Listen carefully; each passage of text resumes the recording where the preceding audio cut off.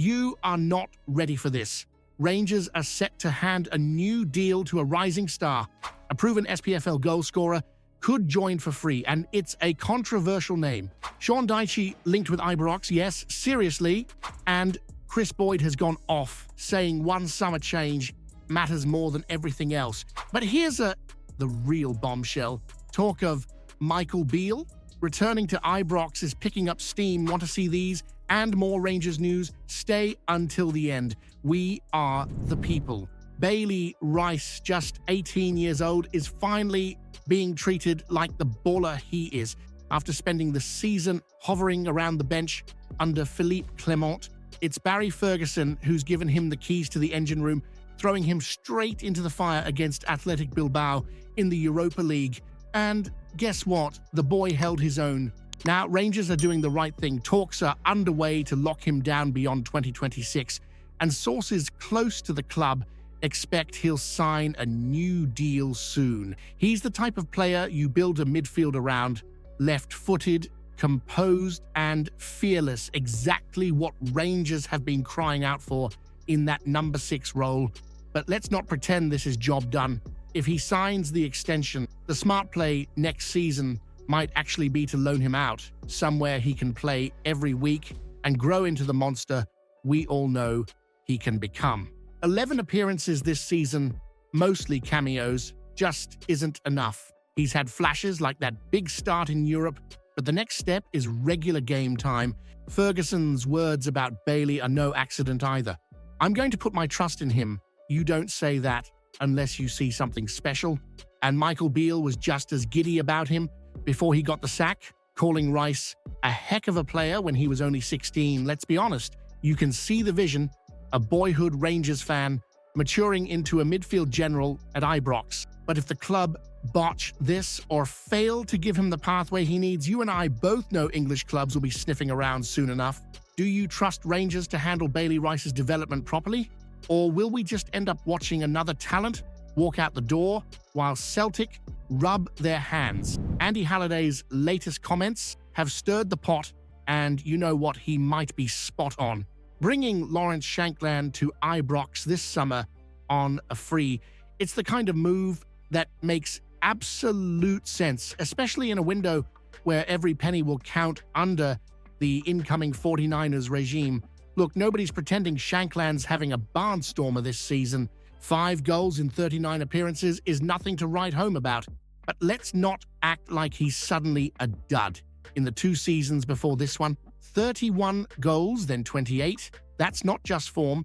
That's a striker who knows where the back of the net is. You don't forget how to score goals overnight. At 29, he's got experience. He's Scottish. He gets the tempo of our game. And most importantly, he'd walk through the doors at Ibrox without costing a transfer fee. That's huge, especially when you consider the clear-out coming our way and the wage bill trimming we're about to witness. If the numbers are right, Shankland could be a brilliant squad player, or even more than that if he finds form again. Now, Halliday also touches on the big shadow hanging over everything, the 49ers takeover. They've just got Leeds back to the Premier League, and the buzz is real. You can bet they'll be looking for savvy, efficient moves to reshape Rangers, and Shankland might just tick every box for them. With all this chat about strikers, potential new managers, and restructuring from top to bottom, would signing Shankland show ambition, or would it feel like settling? Would taking Shankland on a free be smart business or a small-time move for a club chasing Celtic? Sean Dyche being linked with the Rangers job, and it's not just some random name tossed into the rumor mill. Ali McCoist himself is backing it. The big man was on TalkSport saying he'd take Dyche all day. That's no throwaway line. That's a Rangers legend saying the man who dragged Burnley into Europe and kept them there would be a remarkable hire for Ibrox. And to be fair, he's not wrong. Dyche might not have the continental sparkle of a Gerrard or the global aura of a Mourinho, but what he does bring is exactly what Rangers have been crying out for: structure, consistency, and a proper mentality. The guy built a fortress at Burnley with about half the budget of your average kebab shop, and he still managed to punch above his weight in the Premier League. At Everton, he didn't get the time or resources, but even there he grafted out results. Now imagine him at Ibrox with a massive fan base behind him, proper expectations, and a chance to actually build something. You better believe the standards would rise, because under Dyche there are no passengers. Barry Ferguson's done well to steady the ship and will never take anything away from what he means to the club. But if you're the 49ers stepping into the game looking to rebuild Rangers from top to bottom, are you really putting your chips on sentiment, or are you bringing in a guy who knows how to build a side that wins ugly, when it has to? Would Sean Dyche, big gravel-voiced, no-nonsense Dyche, be the one to finally slap some consistency into a squad that bottles it against the likes of Motherwell, but raises it for Europe? Is Dyche the type of appointment Rangers need, or would bringing in a Premier League veteran be a move in the wrong direction? Kris Boyd's not sugarcoating it, and neither should you.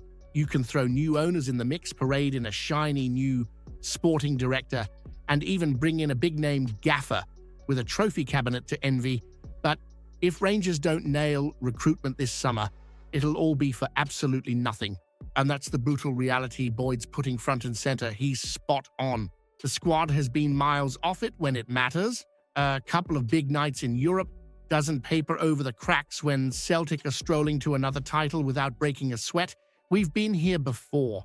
New era, fresh promises, banners waving, and then we go sign players who vanish when it gets gritty on a rainy Wednesday night in Paisley. Boyd's saying it loud and clear. If you want to really challenge Celtic, not just beat them once or twice, but push them to the wire, overtake them, dominate them, you need players who can dig in, turn draws into wins, and grind out results from August to May. Forget reputation, forget Instagram highlights. Rangers need warriors, players who know what that badge means, players who won't vanish after a couple of misplaced passes or when the pressure hits boiling point, because one-off wins mean nothing if you're 15 points behind in the table. Again, with the 49ers ready to step in, there's hope. But as Boyd said, the most important change won't be in the boardroom or the dugout, it's in the dressing room. If Rangers only get one thing right this summer, should it be a new manager, a new sporting director, or finally signing players who can actually deliver? If you're still clinging to hope for a fresh start at Ibrox, this latest twist might just send your blood pressure through the roof. Michael Beale, a name that still raises eyebrows and boils blood across Govan. Now, unbelievably, there's serious talk that he could walk through the Ibrox doors again. Not as manager, no, that ship's sailed, but as first team coach if Steven Gerrard returns to the hot seat, a reunion no one asked for. According to Gordon Dalziel, Gerrard could look to bring his old pal back, the same man who left Rangers in the lurch and then returned as manager, only to serve up one of the most uninspired spells in recent memory. Beale's time in charge was supposed to be the continuation of that project everyone went on about. Instead, it unraveled quicker than Celtic's bottle in Europe. Dalziel reckons Beale's strength was never managing, just coaching, and that Gerrard would want him back doing what he does best. But let's be honest, that's a hard sell to you, isn't it? Because coaching or not, this is a man who lost the trust of the dressing room and the stands.